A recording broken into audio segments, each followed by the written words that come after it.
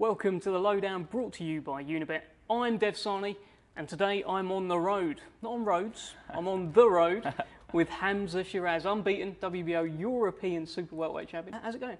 Very well, man. Very well. Been here for nearly a week now. Actually, today marks a week. I'm enjoying it. December 4th is, 2 weeks away now, and I'm looking forward to it. So this is your second fight with Ricky Fernandez as your trainer. You've been training in LA as well. Do you feel yourself coming on? This is my second camp with Ricky, and the start in the camp this time was a lot better.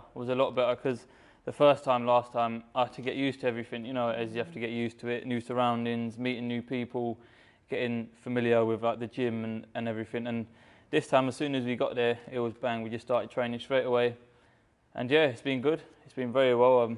I feel like I've come on, and hopefully, like I said, December the 4th, it'll be an opportunity to showcase that. Well, you've been sparring with Jose Benavidez. Yep. David's been knocking about as well. So these are hard spars, right? Yeah, man, these are very good spars. And obviously, he was in camp for his fight last week. And even just, obviously, I was sparring Jose. I've done over 80 rounds with him, done loads of rounds with him. And you can't beat the experience. Do you know what I mean? The good thing about that sparring as well was when he was in there, we were trying to knock each other's heads off. But afterwards, he was giving me advice. David was giving me advice. Their father was giving me advice. Do you know what I mean? So it was all good. It was all good. And yeah, it was an unbeatable experience. I wasn't just sparring them, I was sparring down at Buddy McGurk's gym and loads of other fighters as well, and that's what me going out there was really for. Well, the first time you went out there, I remember you saying, like, you'd go home afterwards and you'd be like, am I actually any good at boxing? But do you feel that now you are good at boxing? Now, you know, these guys that are coming trying to take your head off, you're getting their respect and they're seeing you as some, okay, this is a proper fella here. Yeah, 100%. I mean, the first time, exactly like that, it was like, this is like a rude awakening, if anything. And then I knew this time going back mentally, I was a lot more prepared. Physically, I was a lot more prepared as well. So I really tested myself this time, and I knew that, and I know that I belong at that level, and it kind of gave me that confidence. That's why going into this fight, I've got loads of people saying, "Oh, Bradley's too experienced for you, this, that, the other." But listen, it is what it is. At the end of the day, we're going to get in there, and I'm going to beat him. It's as simple as that. I mean, you've made it pretty simple. Just before we come to Bradley, who has been fairly vocal, I know you've got a few things to say on that. I just want to talk about this you going to LA thing, because normally for a fighter to make a drastic change like that, it takes a loss or it takes a bad performance or a draw or something. You're doing it just as your star is rising and everything seems to be going well. Why? I'll tell you what it was, I've seen a pattern in lots of these world champions and everything. They win world titles, they defend it a few times, and they end up coming across a world level operator. They end up losing and then relocating to America. You've seen loads of fighters do it. Amir Khan, Ricky Hatton. You've seen loads of fighters do it. Who's just done it? Callum Smith's just done it as well. So I thought, why do it that late when I'm fortunate enough to have the financial backing to get out there early and get cracking? Do you know what I mean? Why not get these 4 years before I end up fighting for a world title behind me, rather than get into world level training here and then thinking, shit, I'm stuck now. Do you know what I mean? So I thought I'd get out there early, bond with Ricky, and inshallah, God willing, by the time we do get there, it won't be nothing new. The other thing I've noticed is your fan base is growing. You know, it's more and more vocal every time. But your actual team seems to be getting smaller. Yeah. Am I right? I mean, it looks like you've cut off some people who are around it. Yeah, you cut off quite a few people, to be honest with you. Not no bad blood or nothing like that. It's just as you go older, as you go wiser, you just realise that it's more quality, not quantity. Do you know what I mean? And it's more having the right people around you, the people who genuinely want good for you, and the people who are genuinely going to take you to that next level. And that's what I've found, and it's more helpful. And if anything, it's good, and it just helps me concentrate a bit more as well, because there's less people to worry about and less hassle. It's just everything's very simple and regimental. You mentioned to me earlier off camera that when you come home, obviously you still live with your mum and dad. Yeah. It's fine. You're a young man, not having a go. But you choose not to live with them. You book out an AirBNB. Yeah. Tell us about that. Because think about it, I'm in camp. I'm away from family for about 10 to 12 weeks at a time, and I think if I come home and I went straight home, I'd be too relaxed. Mum's cooking, family coming around and everything. Don't get wrong. I do go home sometimes to say hello and whatnot, but I'd rather stay away from home and not have that luxury, just to stay hungry and stay focused, get the job done, and then go home and then enjoy everything. But as for now, it's just all about getting the job done and getting it done in good fashion. Well, that job is December 4th. Bradley Skeete. Right fight at the right time? I think so. A lot of people are doubting it, saying it's too early and everything, but I'm not too bothered at the end of the day. I know what I'm capable of. I know why I'm in this sport. I'm not in this sport to be fighting like journeyman and whatnot and trying to get my way to the top via like the back roads and everything. Do you know what I mean? I'd rather fight the best people, and Bradley's one of the best there, and he's been banging on for a name and for someone to give him the opportunity, and we thought why not? It's a perfect fight to have, and a perfect way to end the year, hopefully. You used to spar him, right? Yeah, I sparred him once. I sparred him once when I was 16 or 17. I can't really remember much from it, but what I do remember from it was my coach at the time, Dom. He did tell me, he goes, after that spar, he goes, you'll probably end up fighting him one day. And at the time, I thought nothing of it, either way or whatever. But it was mad. As soon as that got announced, I remember that straight away. But it was good from the spar. You can't really take much from it. I was 16 at the end of the day. I can't really remember much, but from what I do remember, he was sharp. He was very sharp, and he was fast as well. So if he's still like that come December 4th, it's going to be a great fight. Didn't you used to box on his undercard as well? I was on two of them, his comeback one and the one when he lost. Wow. I fought on both of them. And like I said, at the time, I was watching him, like supporting him kind of thing. And now it's like he's in the opposite side of that ring trying to take food off my plate. So I'm going to try to take his head off, you know what I mean?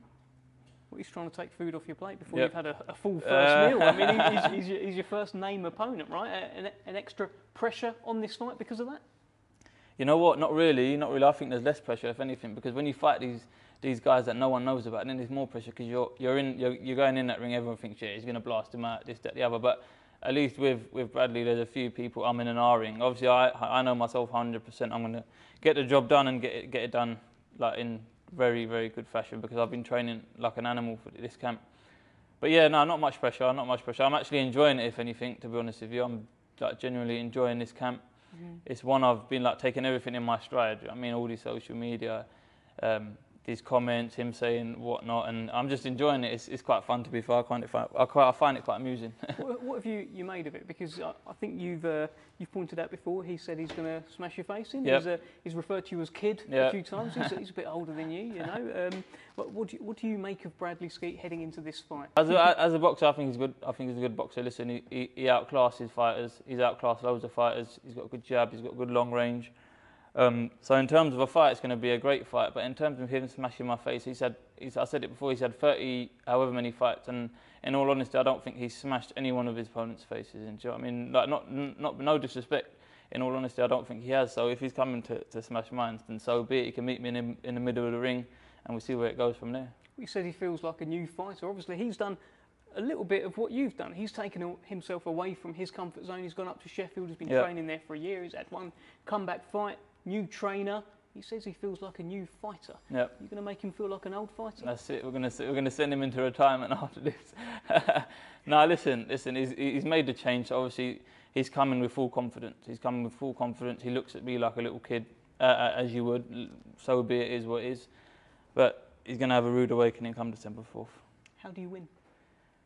I'm not going to say how. I know myself. I don't want to say anything. But I'm definitely going to get the job done. And like I keep saying, I'm going to get it done in great fashion because I know I'm going to do it. I've been training way too hard for the past 12 weeks for him to come and like even perform half decent in front of me. So listen, I'm going to do very well. He says there's a couple of things he said. He said you've not boxed anyone yet. That's his comment, and certainly not anyone on his level, he said. Yeah. And also that he's not sort of seeing you as the prize, you're sort of on his road back to the top. What do you think of that? So like I said, so that's what I mean. He's looking at me like a little kid, and it is what it is at the end of the day. That's his mentality. I can't really change that. The only way I can change that is by punching him in the face when I get in there.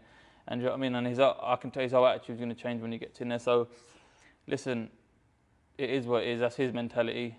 If that's how he's coming into the fight, approaching it with that mentality, then it is what it is. So be it.